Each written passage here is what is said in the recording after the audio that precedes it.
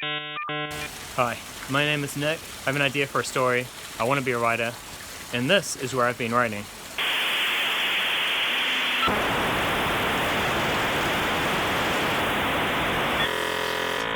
So I just wanted to take a quick moment to wrap up my thoughts for this chapter. So basically, my focus is returning to the real story of the worship pyramid and the main characters and the gods of Eden, etc. So it's been a good place to sort of like tie those stories up and put them to rest for a little bit and work on a different type of writing skill which will be quickly summing things up and tying up loose ends. It's quite a whole lot of different sort of, it's a different kind of skill set really.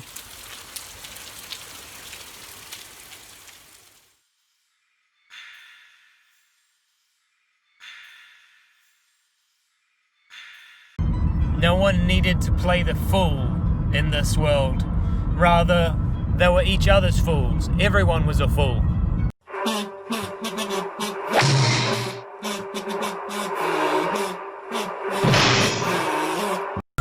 Lots of inspiration, lots of plot devices that are gonna really make it an intricate web of plot lines. I mean, it's told out of order, out of sequence. The chapter sequence. Well, I'm driving on one of the flattest roads I've ever driven on in my life. I feel like putting on cruise control. I've just driven past the police officer. I'm very glad I actually slowed down to record this a little bit, because that is one hell of a straight road. Everyone's speeding on it except for me. I'm doing maybe a 101 now that I've gone past that cop, but geez. There were people on the other side of the road just ducking and weaving and changing lanes to rev up and go into top gear on that road. Unbelievably straight. And here I am in Christchurch, where I've just purchased a new vehicle, and I'm actually making it into a bit of an adventure because I'm driving it up to Nelson, and then across to Picton, and then across the ferry on the Interislander back to Wellington. Bit of an Indiana Jones sort of map trek, so that's going to be fun. And going out tonight in Nelson, in the very city where I came up with most of the first ideas, the nugget of the idea of the worship pyramid 2 years ago, but that I've only been putting into proper practice now in this last year, actually seriously, of putting my efforts towards actually making it into a bona fide book. I'm tying up a lot of loose chapters. I think what I've got to do the next 2 terms, I'll think of this time now as a bit of an equinox, as a time of change. So I think I'm going to have to leave my short stories where they are, tie them up later. They've all been well begun. They can be tied up, I think. And I've kind of written notes. How I write is I kind of like have fragments of things I want to talk about, and they influence everything else. They're just sort of like some very sketchy notes that just sort of like break down things. Just that's a little tip I got from someone who cranks out about 5 books a year, and she was just like, go through your chapters and like, even if you haven't got time to actually put it in nicely, just like put in almost like a bullet point. She does it in bullet point form. Just like, what has to happen in this chapter, what has to happen in this chapter, just to get it going, get it flowing. You can come back and do those chapters later on. And she was good at filling it in, like maybe she just wasn't in the clear head to do sort of an action chapter, so she just like, it wasn't really feeling it, so. Man, Christchurch is so rocky. It's real Lord of the Rings sort of, well, it is Lord of the Rings prime shooting area. It really does look like the kind of the Middle Earth from the movies that Peter Jackson did. His vision of Middle Earth, unlike what I was kind of more used to, what I was expecting, because I knew that that terrible cartoon from the 70s about Lord of the Rings. I think it was like using cartographic, sort of like following of photos and then drawing over the top of them. It was a whack movie, but yeah, there's stony outcrops everywhere. It's really cool. Wow, it's a bit of a crazy road trip, but of a cool time to be driving as well. Cool time of the day. Just at 3. You know, it's not too hot. Had heaps to eat. Replenished. Got my drinks. Loaded cell phone. Full of petrol. Full of battery life. Feels good. I actually brought my laptop, so I'm gonna continue writing while I'm down here. I'm very keen to get one particular story wrapped up. I can feel it's just coming together. It's the chapter about the Israeli brain surgeon who goes down to Israel from England. He's actually English. It's a story about dealing with two identities. So he's English, but he's also Israeli, and he thinks of himself as an Englishman because he's gone to university there, and he's sort of been educated there as a young man, and his profession and stuff. And he works at the Edinburgh Hospital, in Cambridge University, and it's between them that he's got a grant for a scientific experimental research into coma sufferers and trying to enter their comas and rescue people and rehabilitate them. It's part of the spine and brain faculty of the hospital, and he just has to write papers for Cambridge University. I'm very close to finishing that chapter. So he's basically held captive in Israel. When he lands, he's taken to Tel Aviv, basically prisoner, and his phone is taken off him, and he's put into a car, and he's driven to a building where there's a politician who's had an assassination attempt, and she's brain damaged. Well, they hope that she isn't brain damaged because the general public don't know that she's been shot, but no one knows except for the shooter, who got it with a pistol, an old Russian pistol, whether she's going to survive or not. But it's a bullet encased in the brain. So Charles, whose full name is Charles, his name used to be Shalem because he is Israeli, Lindbergh Yitzel. So Dr. Lindbergh Yitzel, Charles or Shalem, he's beguiled into this world, and he ends up staying inside the coma of Gloria once he enters her coma. And her coma is very clear and spacious, and is populated with lots of different animals and beings. For the first time, Charles sees a actual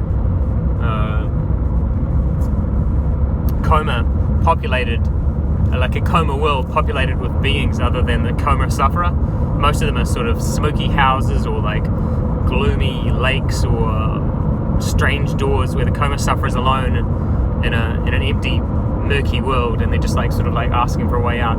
But hers, Gloria Goldwater, who's the head of the Koah Homeland Party, hers is full of fawns and satyrs and centaurs and fairies and woodland animals.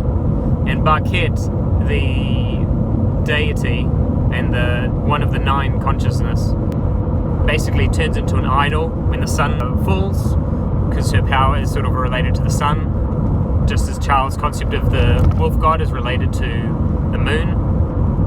Bahket is a bipolar opposite of the wolf, but she tells him, even when she's in a lesser great form, like she's only a lion when the sun's up, but she's basically like a golden idol once the sun is set. And these very little woodland creatures and fantastical beasts look after her idol at sundown around a stone circle, like Stonehenge.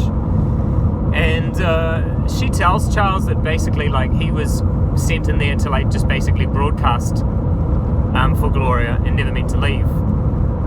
And that's actually been the kind of the trick in the book. That's sort of like the connection with the book, with the people that are a part of the unseen. And the unseen protect the world from a greatest threat of all, which is Skull, the space dragon, that is basically Vladimir, the cosmonaut, but mutated and changed and went through a black hole, and is searching for Earth to destroy the only point of existence in the entire universe. Remember, in this universe, Earth is the only place that has life. There are no other places in the universe that contain life. We're the only points of contact that have been able to be found. I'm going past some really cool knolls, just like these grassy knolls, and quite, I don't know, English-looking hedgerows. Lots of hedgerows. It looks very English here, from what little I know. But lots of hedges and hedgerows, which is basically ditches full of trees. It looks like something that would be really good for battle. I can't stop thinking of like these being perfect places for armies to do battle. It looks really epic, actually. Unfortunately, when I started this video, I just went past this big copse of rocks that were just like coming out of the mountainside, and it actually reminded me of the story that I'm currently writing. How rocks can look so dynamic if they're just laid open in an environment. They've just been eroded away around it. Also, there's an element of snow here as well, these snowy mountain tops, and it's very easy to drive in the South Island because you really traject yourself based on the direction of the mountain range. It's very easy to see what you're kind of doing. It's pretty impressive. It's a really dynamic landscape. So these short stories, basically, I mean, big disclaimer, I have not written a novel before. I've only written the short story genre, and this whole book, The Worship Pyramid, seems like it's just a collection of short stories, which it is. And you know, like I've spoken about before, like I'm using two different types of fonts to tell the reader, perhaps subtly, but without a key. There's not going to be a key at the beginning or anything naff like that. But the italics will represent what is an illusion, and the non-italic text will be what is true. But some of the true stuff is told in our world, in our history, such as President Nixon and the levitating Pentagon. That's from another parallel universe where that occurred, where the Pentagon was actually lifted. The stories that I've written so far are mostly short stories, and they are basically could be split up, or I could tell them just all in a row. My basic idea for editing is just to complete those later, and then I'm going to send out different copies to people, you know, like different chapters to people that I think will enjoy it more than others. You know, like I can think of someone who actually is Jewish himself and grew up in Israel. I can give him this story that I'm writing right now, and he's a psychologist. It may well be that I actually just wrote it thinking of him as a character, and I think I've got one character that's basically based on my partner, and I think it would be best to give it to her to read and to edit. And I'll just give out different chapters for people to edit, and I'll I think that's the best way to sort of put all the chapters together, you know. I might split them up, but I think the best way to get them edited is to give to different people and see what they think. And I'm just going to print it off because I just want people to write on it, and I'll collect it back in, and then I've got a writing copy, and then I can just type next to it. It's going to cost me a bit. Huhunui Pub. Okay, cool. I'm just checking I'm on the right way. I am. It's beautiful down here. Really, really nice. Very easy to drive. You know, I met a nice couple on the plane. I actually rode on the plane, and I gave up my window seat so that I could write. And the couple that I gave the window seat to, they were really stoked, and they started talking to me. A very friendly couple, and they're saying this was just like primo flying. Now, who said it? I think I said it was like perfect weather conditions when the pilot talked about the weather. I was just basically agreeing with them, to be honest, but just making conversation. And they said, actually, we've just been hot air ballooning, and they'd retired and they'd gone hot air ballooning, and it was the same thing if you just wanted to go up and down in a massive hot air balloon and just feel that intense verticality of just going up, up, up off the planet. Straight down, just straight vertically up. And just looking down from that great distance, like perfect hot air balloon weather. And I said I was driving all the way from Christchurch through the Arthur's Pass and everything else, and so I just said it was like perfect driving weather as well. I mean, it's like you couldn't ask for a better day to just do a nice cruise in a big vehicle that I just got. Because I'm really interested in making use of my every moment to kind of like just ride a little bit, and I felt like the cafe culture and the waiting culture at the airport was quite good. Unfortunately, I was on the phone with someone and I went through security and I forgot to take my laptop out of my bag, and I was wearing a big belt buckle. Oh, I gotta record them. Basically, just an update on my progress in the story. I'm planning on giving a short story or doing a reading of one chapter that I've been working on. Probably this one, but I'll choose around. I just want to do a little. I think 3 pages is a good reading for someone, just like while they're doing something.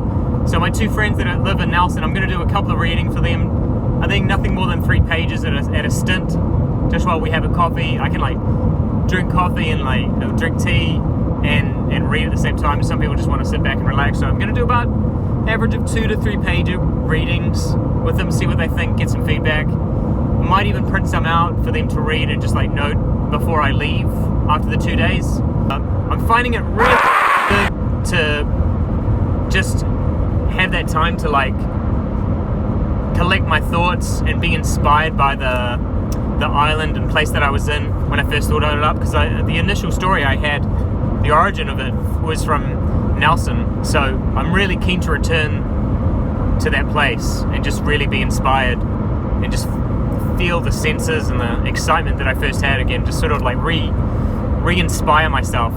I don't really feel I need re-inspiring. I think I'm on a bit of a roll, but what I need to do is I need to move tracks. I need to move from one road to another road that's parallel, because I'm done with the short stories now. I'm done with the stories about the Israeli psychologist that enters the coma of a politician. I'm going to finish up the story about Nixon and Johnny Cash meeting.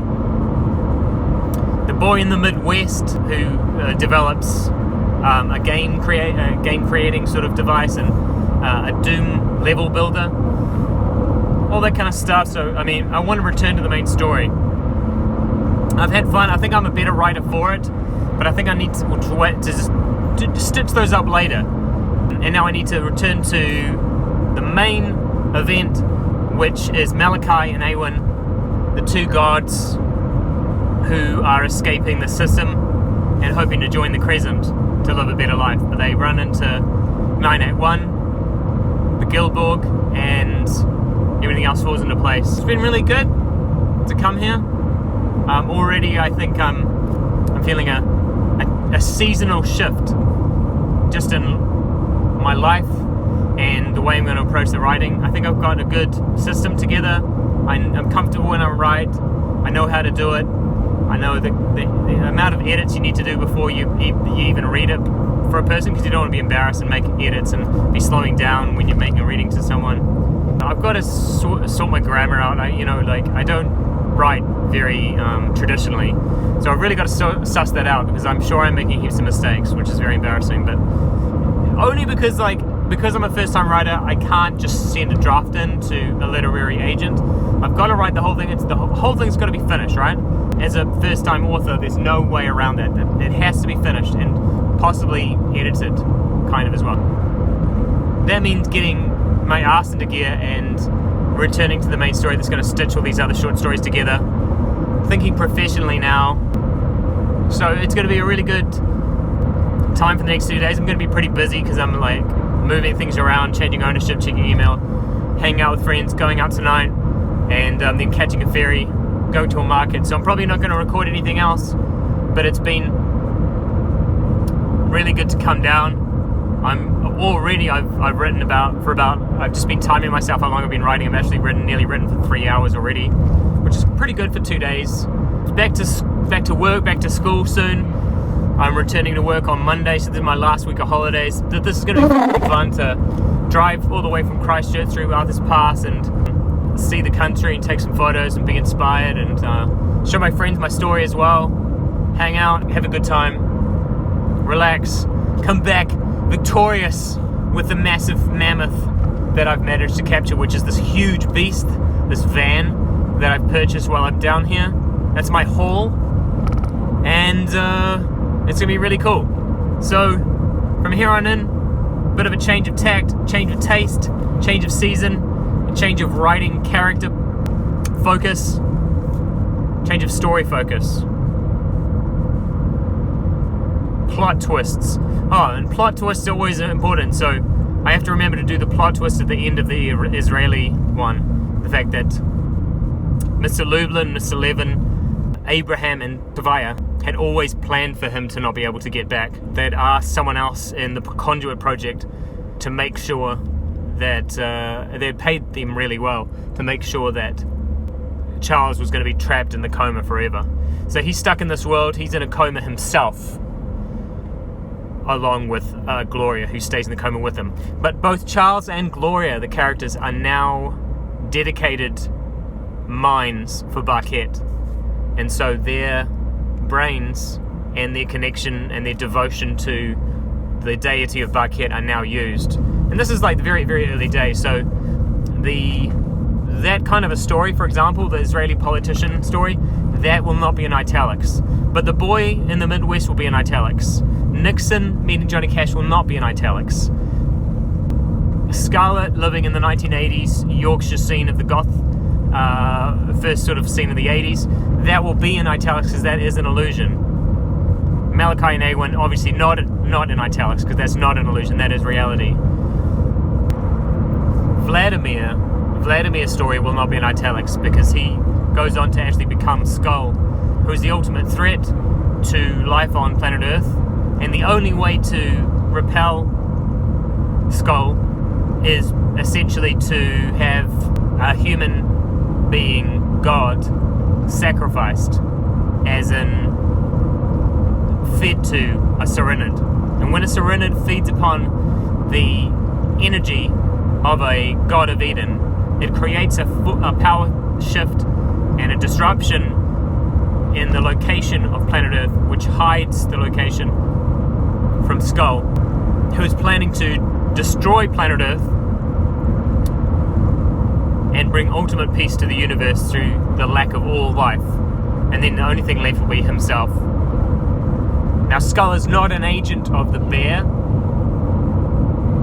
It's his ultimate non-existence, even beyond death. So that wraps it up. I just want to take some more videos of this amazing landscape. It's been really inspiring already, and I look forward to this next chapter myself and a chapter of my own life to wrap up this book on the downslope, because I feel very much equipped to nail this book, nail my first novel. So I can see it in my sights. It's not a light at the end of the tunnel because I'm actually really enjoying the tunnel, and that's a bad analogy, but I can see the destination in the road almost. I can see the end is in sight, I guess, in terms of completing this book and making something that I'm actually satisfied with and happy with and proud of. So hopefully in my next video I'll be talking more about Malachi and the actual world of the worship pyramid, rather than short stories which are basically branches to the main trunk of the story. So stay safe, stay calm, stay kind, everyone be cool. There's a robbery. I'm just recording with the last bit of light on my way up from Christchurch to Nelson. Stopped by Hanmer Springs, just coming in through past the Southern Alps of New Zealand. Beautiful area. Just missed a dump of snow on a road, which is very picturesque. And now I'm next to Reed's Roadhouse, just on Highway 7. And pretty amazing views of the mountains here. I've been writing pretty much all times when stationary. I've stopped twice for lunch and I've sat down and tried to finish off a chapter of the Israeli brain surgeon that enters the coma of the Israeli politician. Now I'm just capturing the last bit of light. As far as a book review goes, this episode, I've been reading The Sun Also Rises by Ernest Hemingway, and I have to say that I'm actually seriously disappointed in that writing style. It's just so brisk. I think there's complex terms like Jake's injury and things that are going in behind the scenes between Brett and the main character and all that, and his friends, but the friends are just constantly, they're just alcoholics in Paris. And I'm not a fan of the style. It's just so brisk and minimalist.